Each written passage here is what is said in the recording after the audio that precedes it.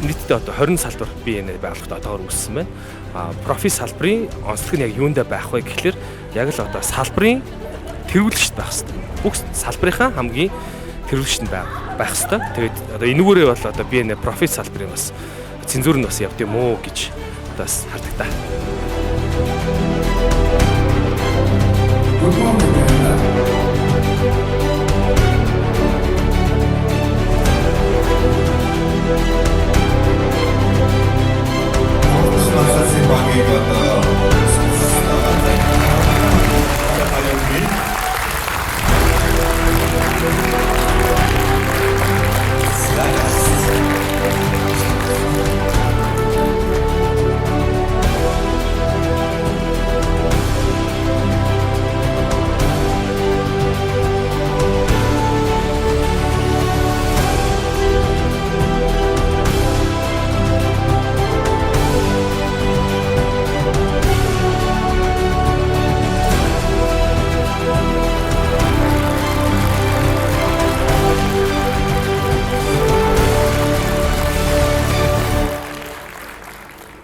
Хурал бүр үнэхээр гайхалтай байлаа. Бүх юм нэм төгс төгөлдөр, яг төгс төгөлдөрт орцсон. Бүх юм дээр сэтгэл гаргасан. Ойрд ийм гайхалтай хуралд ерөөсөө суугаагүй юм байна.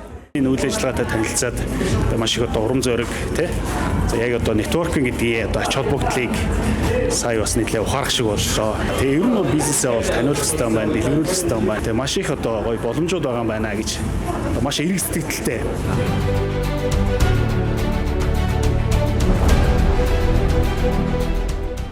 Нэгнийгээ дэмжсэн ийм хүмүүс бас ингээ органикаараа гоё бүрдсэн ийм орчин байд юм байна. Тэгээд маш их таалагдлаа. Тэгээд азтан болсондоо бол бүр их баяртай байна.